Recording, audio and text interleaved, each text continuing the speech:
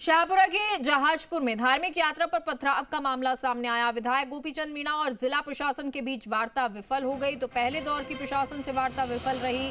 फिर से धरने पर आकर बैठे विधायक गोपीचंद मीणा। जब तक तमाम मांगे नहीं मानी जाती तब तक धरना जारी रहेगा। मामले को लेकर अजमेर रेंज आईजी का बयान। अब तक दोनों पक्षों के 50 लोगों को डिटेन किया गया है। जिस व्यक्ति के खिलाफ बनेगा जैसा मुकदमा, उस आधार पर बीएनएस की धारा में की जाएगी गिरफ्तारी। अजमेर रेंज आईजी का बयान। इलाके में शांति व्यवस्था कायम।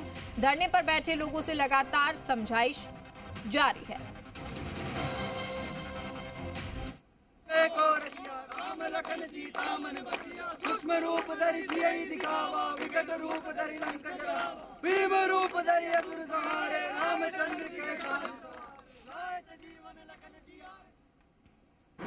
कल शाम को 4:30 बजे घटना के बाद में पर्याप्त मात्रा में पुलिस प्रबंध यहाँ पे किया गया। सीनियर ऑफिसर्स यहाँ पे कलेक्टर एसपी को मौके पे तुरंत भेजा गया और घटना के बाद देर रात्रि को मैं और डिविजनल कमिश्नर साहब भी राज्य सरकार के निर्देशानुसार यहाँ पे आए और अभी तक करीब 50 लोगों को, इसमें हम दोनों पक्षों को 50 लोगों को दस्तयाब किया है और उनके अरेस्ट की कार्रवाई की जा रही है।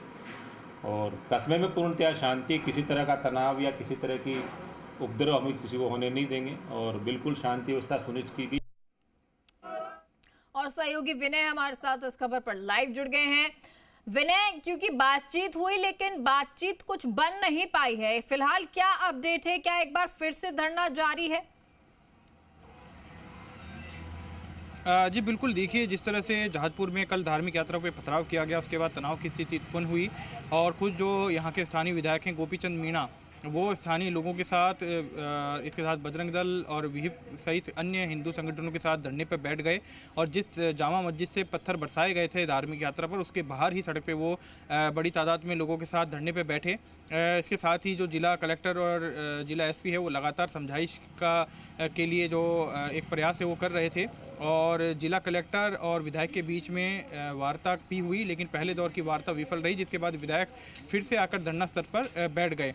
हालांकि जो समझाइश का जो दौर है और वार्ता का जो दौर है वो लगातार जारी है और इस पूरे घटनाक्रम को लेकर जो अजमेर रेंज आईजी हैं ओम प्रकाश और जो संभागीय आयुक्त हैं उन्होंने वो मीडिया से रूबरू हुए और उन्होंने बताया कि इलाके में फ़िलहाल स्थिति नियंत्रण में है, किसी भी तरह के कोई तनावपूर्ण माहौल नहीं है। इसके साथ ही लोगों से समझाइश की जा रही है। साथ ही उन्होंने बताया कि दोनों पक्षों के 50 लोगों को यहाँ पे डिटेन किया गया है, जिसकी इस पूरे प्रकरण में जैसी भूमिका सामने आएगी उस आधार पर बीएनएस की धाराओं में उनको गिरफ्तार करके उनके खिलाफ जो कानूनी कार्रवाई है वो आगे की जाएगी। इसके साथ ही उन्होंने ये भी बताया कि जितने भी सीसीटीवी कैमरे लगे हुए हैं घटनास्थल पर, उन सभी की फुटेज को पुलिस ने अपनी जांच में लिया है और फुटेज के आधार पर लोगों को आइडेंटिफाई करके और उनके खिलाफ भी कानूनी कार्रवाई की जाएगी। साथ ही उनका ये कहना है कि जो लोग धरने पर बैठे हैं उनसे लगातार समझाइश की जा रही है।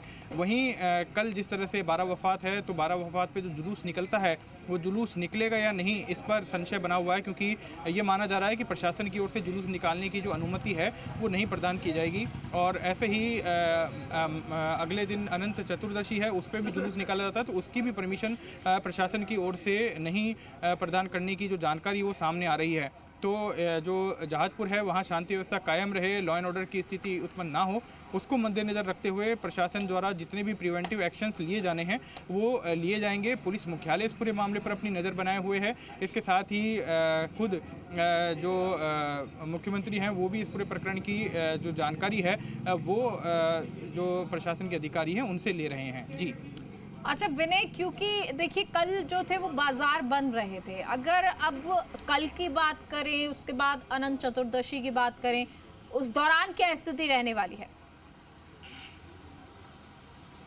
जी बिल्कुल, देखिए बाज़ार जो हैं वो अभी भी बंद हैं और जो लोग स्थानीय लोग हैं जो कि इस पूरे घटना से काफ़ी आक्रोशित हैं, उनका यही कहना है कि जब तक उनकी मांगें नहीं मान ली जाती, तमाम जो आरोपी हैं उनको गिरफ्तार नहीं कर लिया जाता और इसके साथ ही जो अवैध बिल्डिंग है, अगर वो अवैध है तो उसको जब तक तोड़ा नहीं जाता तब तक इस तरह से जो बाज़ार बंद करके विरोध प्रदर्शन है वो लगातार जारी रहेगा। हालांकि बाज़ार खोलें इसको लेकर प्रशासन की ओर से लगातार वार्ता की जा रही है, लेकिन अब तक वार्ता किसी भी निष्कर्ष पर नहीं पहुंच सकी है और लगातार वार्ता का दौर जारी है।